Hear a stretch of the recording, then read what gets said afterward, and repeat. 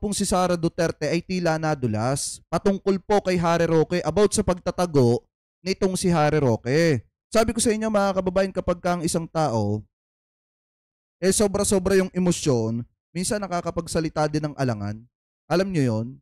Kasi parang ang dating kasi dito, si Roque, eto, press 1 nga muna mga kababayan, press 1 kung naniniwala kayo na etong si Roque ay nasa Pilipinas pa, press 2 kung wala na at nasa ibang bansa na mga kababayan.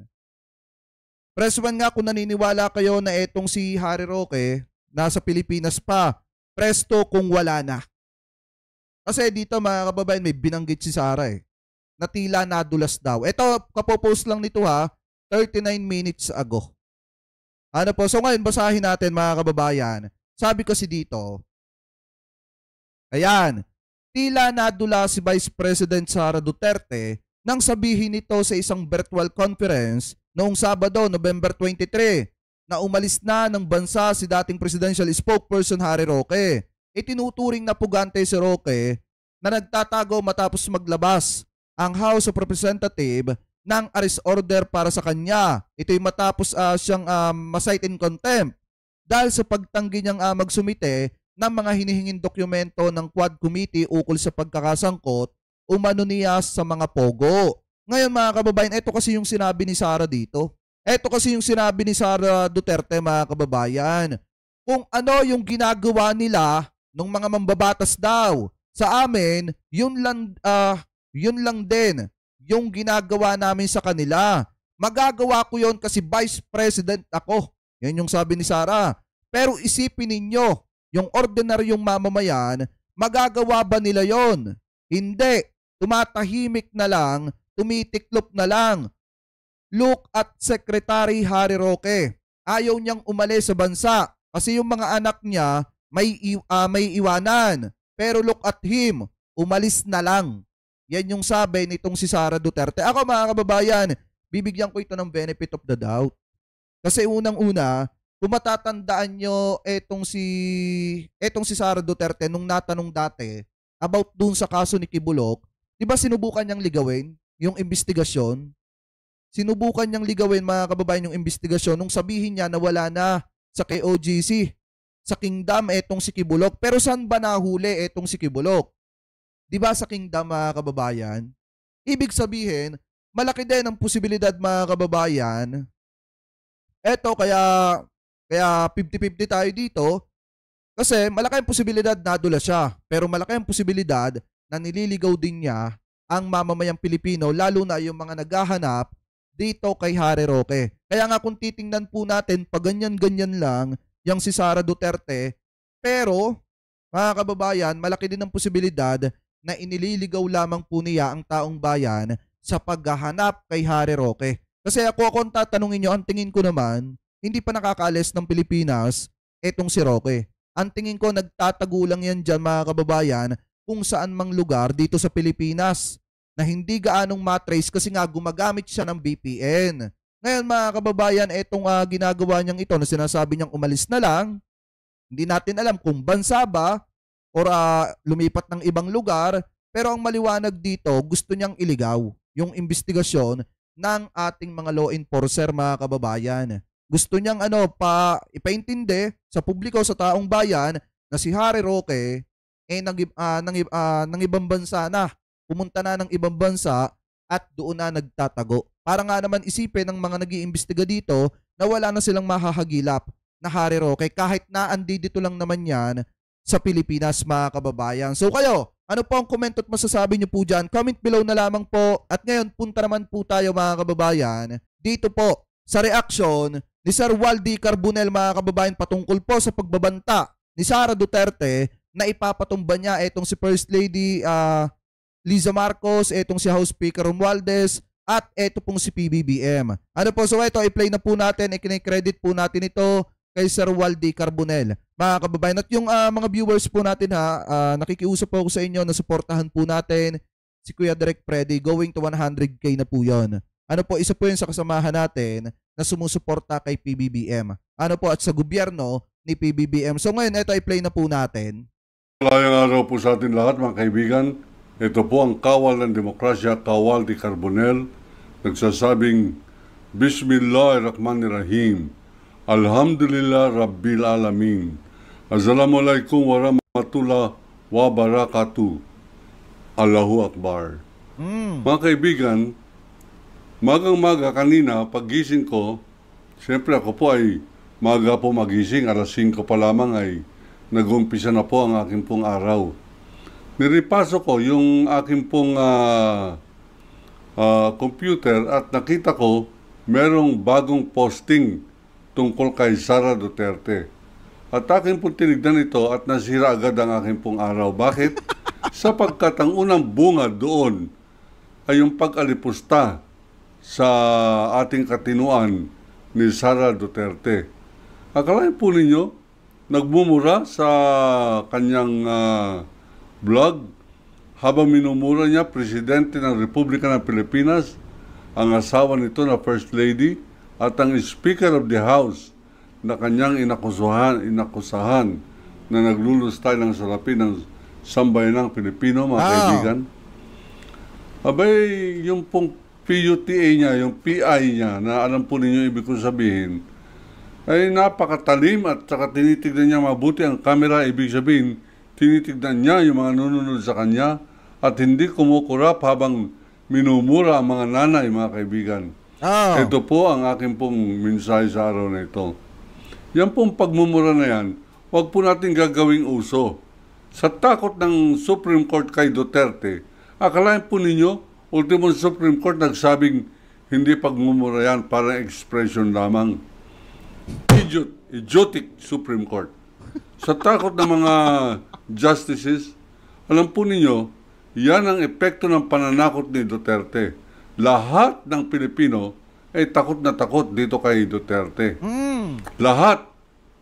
Supreme Court. Kasi nga mga kababayan, nung panahon ni Digong, kahit yung normal na mamamayang Pilipino, magbanta lang kay Duterte, pwede kang makulong eh. Diba nung panahon ni Digong, mga kababayan, kapag ka ikaw ay normal na mamamayang Pilipino, minura mo si Duterte o nagbanta ka kay Duterte, asahan mo na may isang damakmakang kaso. Pwede kang idemanda. Katulad nung nangyari sa isang teacher na nagbiro lamang na magbibigay ng 50 milyon sa makakapagtumba dito kay Digong. Anong ginawa doon, mga kababayan? Kinasuhan yon ng isang damakmak na kaso di umano. So ngayon, ipagpatuloy pa natin. Court Justice, Senate, Quadcom, Congressman, Police, mga mayors, sapagkat kaya niya talaga magpapatay at mag-utos ng pagpatay ng kanyang death squad. Tama! Ako po, sumusumpa na nabasa ko sa Inquirer nung sinabi niyang ang ibig sabihin ng DDS ay hindi Davao Death Squad, sabi niya. Siya nagsabi, Duterte Death Squad. At lahat ng mga nagsisimpatiya sa NPA ay kalista yan sa Davao, sa Duterte Death Squad.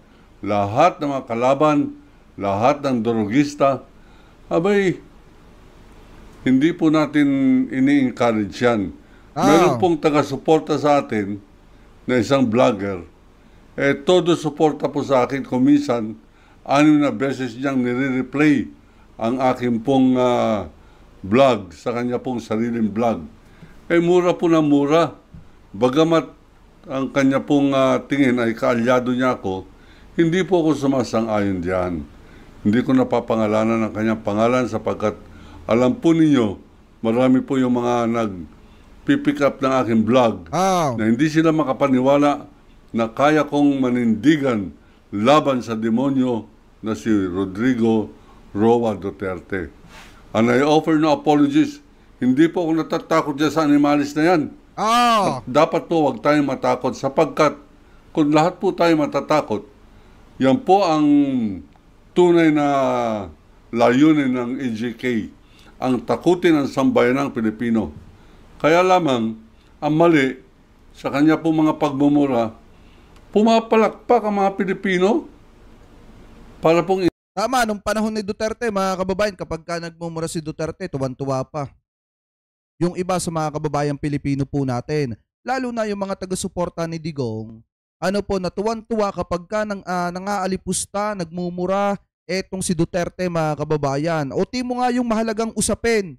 Kapag ka hinaluan ni Duterte ng pagmumura, at pagbibiro, tuwang-tuwa yung mga taga-suporta nitong si Digong at pinapalabas pa nila na napakatalino daw nitong si Duterte, mga kababayan. Pero kung titingnan po natin, definitely idinadaan lamang po niya sa pagmumura para magmukha siyang matapang. Pero ang totoong matapang, mga kababayan, yung presidente natin ngayon. Bakit? Dahil kahit tahimik po si PBBM, kita nyo naman, nakikipaglaban at ipinaglalaban yung teritoryo po natin. Samantalang siya, nung nagalit etong si Xi Jinping at sinabi na masisira yung kanilang pagkakaibigan, mga kababayan, siya na mismo ang nagpakumbaba, presidente siya ng Pilipinas, at nagsabi kay Xi Jinping na ano po ang gusto at plano po ninyo, Mr. President.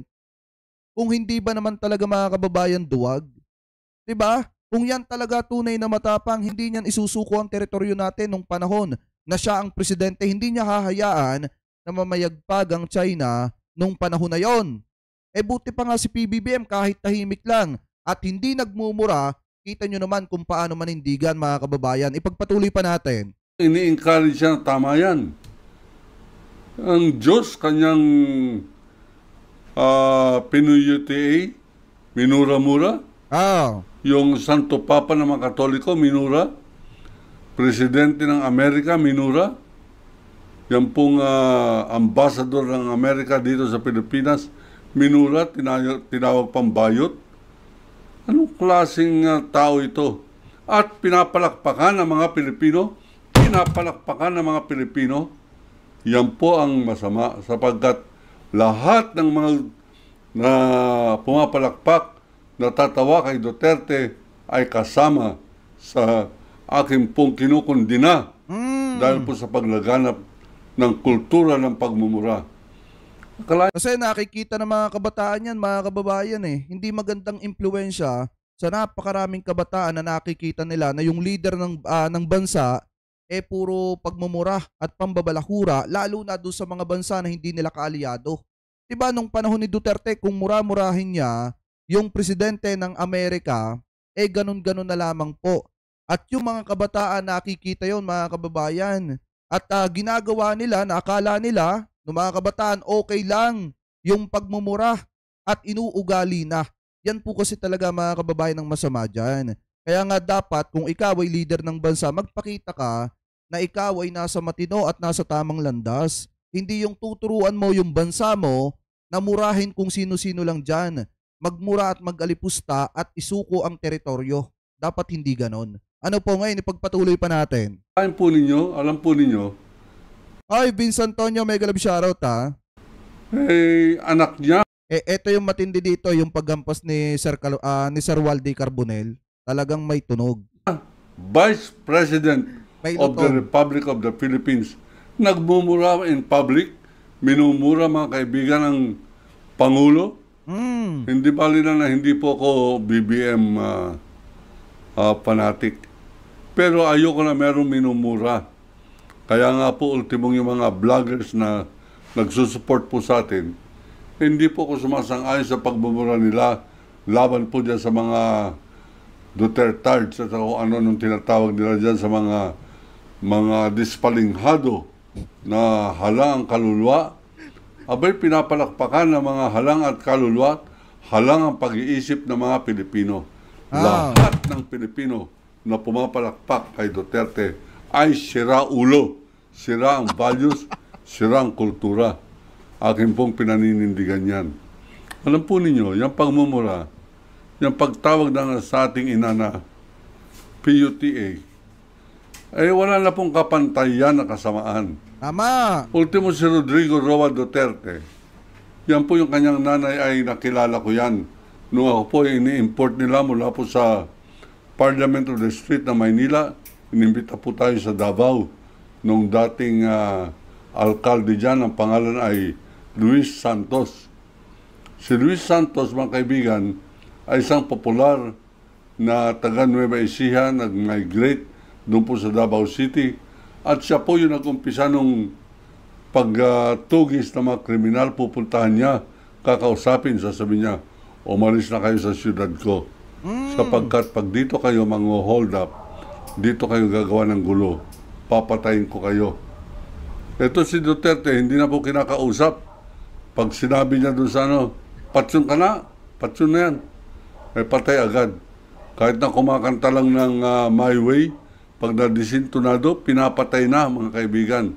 Grabe, no? Hindi po biro yan. Yan po ay personal kong nakita na pag-alaman at marami po tayo na interview hanggang General Santos City na yan po ay nakakasuklam na patakaran. Kakanta ka sa video, okay? Porque disintonado ka. Abay, babaliling ka na pag yan ang kinanta mo. Bakit? Sapagkat total power ang Davao Death Squad. Ngayon, dahil po dyan, 30,000 na mga Pilipinos na patay. At meron pang congresswoman na nagkukundina, mga kaibigan, sa mga... Yun yung si Cardema, mga kababayan. Yung pinapanginoon, yung mga ginawa ni Duterte nung panahon. Nung mga panahon na si Duterte pa ang presidente. Kasi nga naman, mga kababayan, ang pagkakaalam ko, parang etong si Cardema ata, congressman ng Duterte Youth, mga kababayan. Pakitama na lamang po ko kung ako po ay mali. Kaya ganoon na lamang yung pagtatanggol kay Duterte. Ano po ngayon, ipagpatuloy pa natin. Nagre-reklamo against EJK. Ang sabi niya, dapat lamang kami mga taga Duterte Youth nagkukundina. Diba? At dapat na lahat ng durugista ay durugin. Paano naging durugista, mga kaibigan, ang isang estudyante pareho ni Kian de los Santos? Paano naging drug pusher yan? Pulis lamang yan ang kanilang pagkakriminal. Ang tunay na dahilan ng anti-drug war, tulad po na aking sinasabi, ay paano tatakutin ang sambayanang Pilipino na napakadaling takutin. Tama. Wala na po tayong danga. Kasi nung panahon ni Duterte, mga kababayan, takot na takot ang mamamayang Pilipino. Kasi nga naman, mga kababayan, di ba, uso dati yung mga patayan na kahit yung mga bata na inosente ay nadadamay.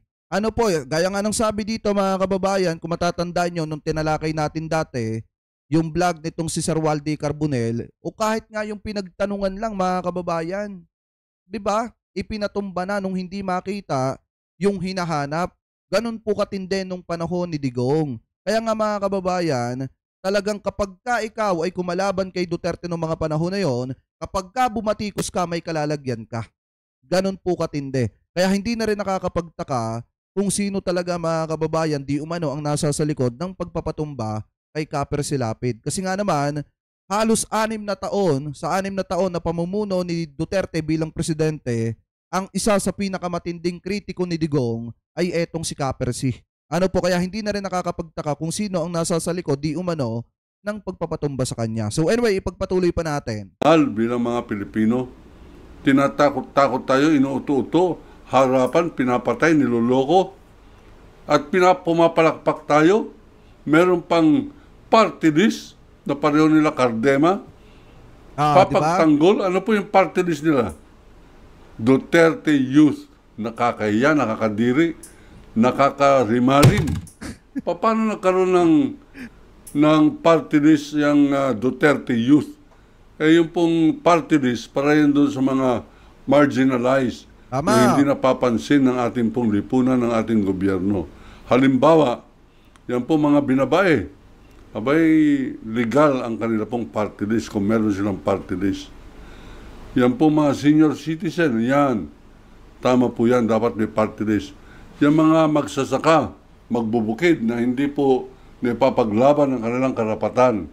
Mga manggagawa na kung tawagin po ay mga komunista at pinapatay ang kanilang mga leader, yan. Kaya nga po yan, ako'y pumapalakpak pagka meron pong Makabayan Black. Wawalo-walo, yung Makabayan Black, binababoy pa nitong party list ng Duterte Youth, dyan po sa Quadcom Committee.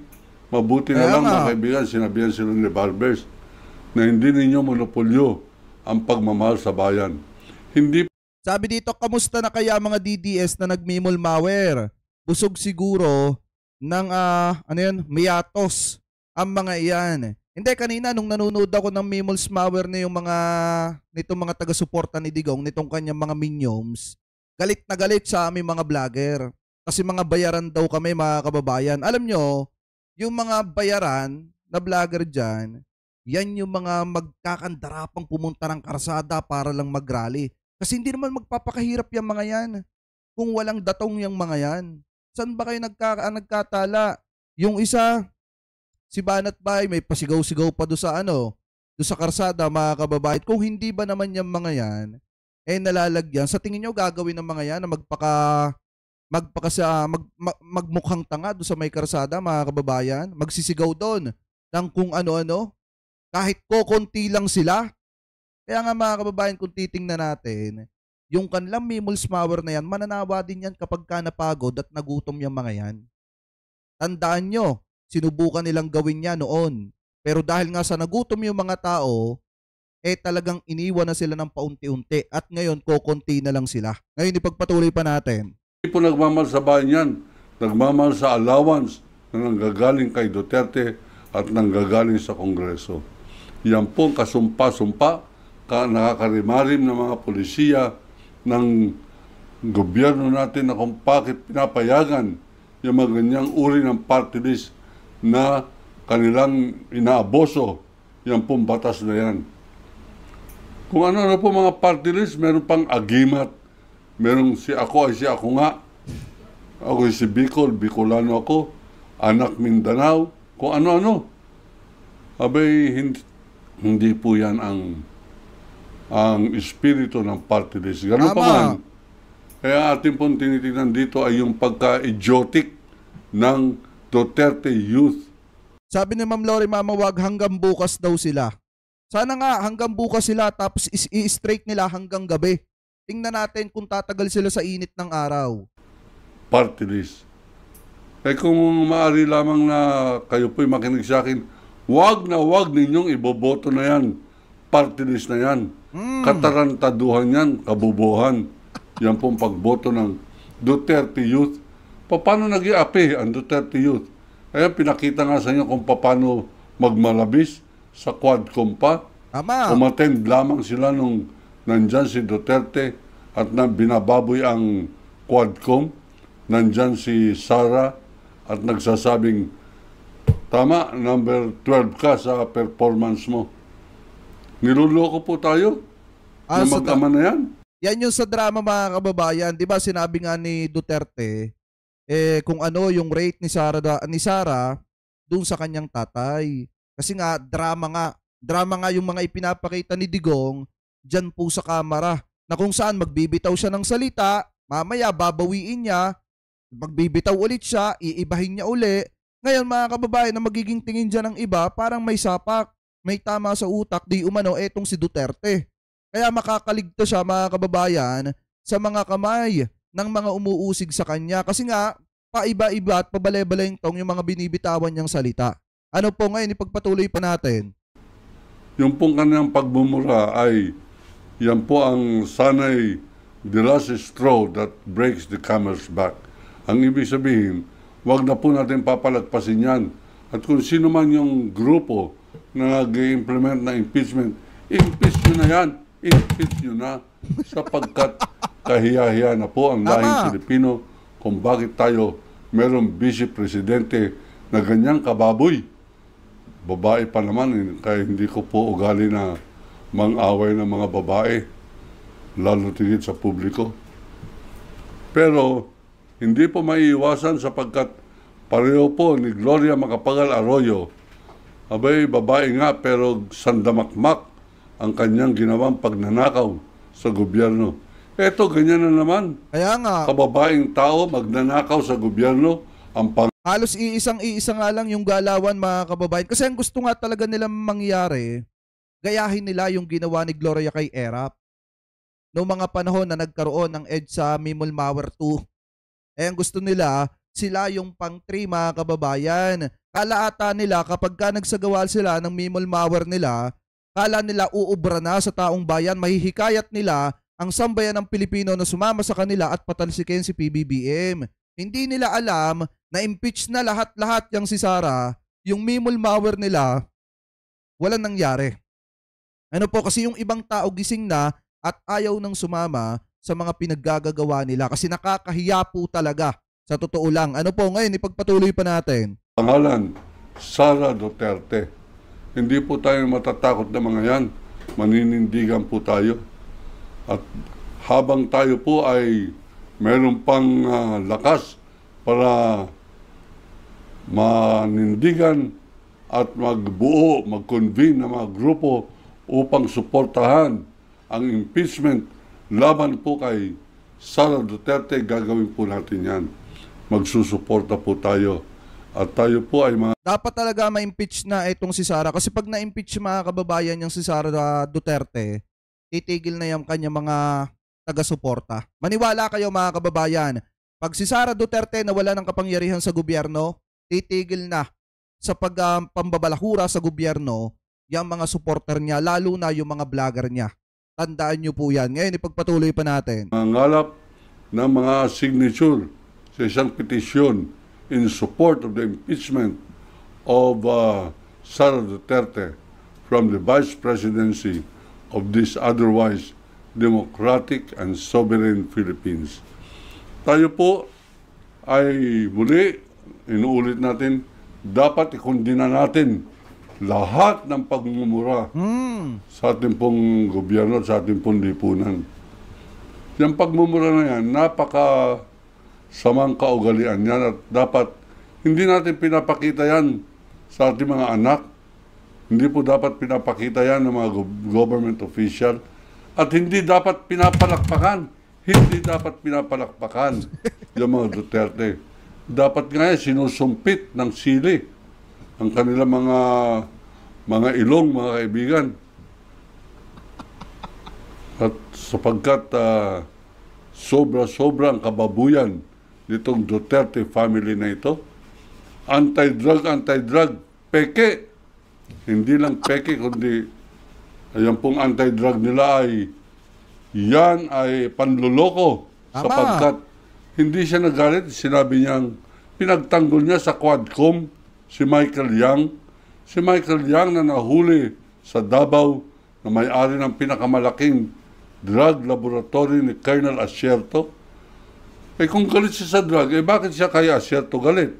Yun ang huli ng droga, yun ang kanyang kinagagalitan, yun ang huli ng droga sa Bureau of Customs, yun ang nakakulong ngayon at may demanda. Itong si Jimmy Goban, intelligence officer ng Bureau of Customs, sabay. Eh hindi po yan galit. Galit siya sa droga ng kakompetensya. Kasi kung tutusin mga kababayan, saglip na pasalamatan itong si Colonel Asierto mga kababayan. Ano nangyari sa kanya? Yung mga kasamahan niya, pinadukot. Yung isa, binawian ng buhay mga kababayan. Tapos siya, nagtatago siya ngayon. Kasi nga, saglip na pasalamatan siya, parangalan siya mga kababayan kasi nagkakaroon ng bunga yung kanyang investigasyon porket kaalyado lang ni Duterte yung nasaling at napalagay at lumabas na pangalan doon sa investigasyon ni Colonel Asierto. Ano nangyari? Saglip na pasalamatan, itinuring pa na parang isang kriminal mga kababayan dahil nga kaalyado ni Duterte yung naa-allege na drug lord. Kaya nga mga kababayan, kung tutusin yung war on drugs ni Digong, talagang ano yan, fabricated lang yan mga kababayan na kaya ginawa para maging sacrificial lamb yung mga kababayang pobre na katulad po natin. Habang gumugulong ng palihim, mga kababayan, yung bilyon-bilyong halaga ng ipinagbabawal na bato. Ano po dito sa ating bansa na dulot, di umano ng kanyang anak at saka ng asawa ng kanyang anak. Ano po ngayon, ipagpatuloy pa natin. Michael Yang, inamin niya. Ginawa niya ng cabinet member under his presidency. Pinagtanggol pa sa loob ng Quad Committee. At sinabi niyang, yan, paano naging drug lord yan? In-check yan, sabi niya. At yan, may-ari ng malaking tindahan. At kami, ng mga politiko, harapan, sinabi niya sa camera, pag lumapit sa amin, ano yan, pera yan. At boto yan. Magtapatan tayo, sabi ni Duterte. Mga politiko kailangan ng pera. Lumapit sa akin yan. Kailangan ko ng pera. Mga kaibigan, yung ganitong mga pangusap ni Duterte, pinatawad natin nung siya'y Pangulo sapagkat laki ng takot ng lahat ng Pilipino kay Duterte. Takot Tama. ang mga general, takot ang pulis, takot ang Supreme Court, takot ang Kongreso, takot ang Senado. Pero ngayon, hindi na siya presidente, binababoy pa tayo at takot pa tayo. Ang may depresya na ay Pilipino. Ang may depresya yung pumapalakpak hanggang ngayon at humahanga sa isang hangal, kasuklam-suklam na karirimarim na tao ng impyerno ng pangalan, Rodrigo Roa Duwag Duterte. Ako po ang kawal ng demokrasya, Waldy Carbonell nagsasabing, iniibig ko ang Pilipinas. Allahu Akbar. Ayan mga kababayan ha. Ngayon kung titingnan natin ng mabuti, kung titingnan nyo itong mga binitawang salita dito ni Sir Waldy Carbonell, talagang yung mga pagmumura ni Sara Duterte, hindi po talaga maganda yan. Lalo na mga kababayan, nakarating na international yung balita about sa mga ginawa nitong si Sara, pagbabanta niya sa buhay ng presidente at yung masasakit niya mga salita na binitawan laban po kay PBBM, kay First Lady Liza Marcos at kay House Speaker Romualdez. Mga kababayan, ngayon, eto nga yung matindi dito yung sinisiraan ni Sara Duterte, yun yung tao na nakatulong sa kanya para magkaroon ng 32 million votes mahigit mga kababayan, na pinapasalamatan niya pa nung una, pero nung hindi na niya mapakinabangan mga kababayan, binabaligtad niya yung sitwasyon, pinapalabas niya na masamang tao, yung tao na naging dahilan para manalo siya sa pagka-vice presidente. Kaya nga kung titingnan natin, kung doon pa lang walang utang na loob na, paano pa kaya tatanaw ng utang na loob sa mamamayang Pilipino? Kasi parang ang dating, yung pagkapanalo niya mga kababayan, parang utang na loob pa ng taong bayan kay Sara.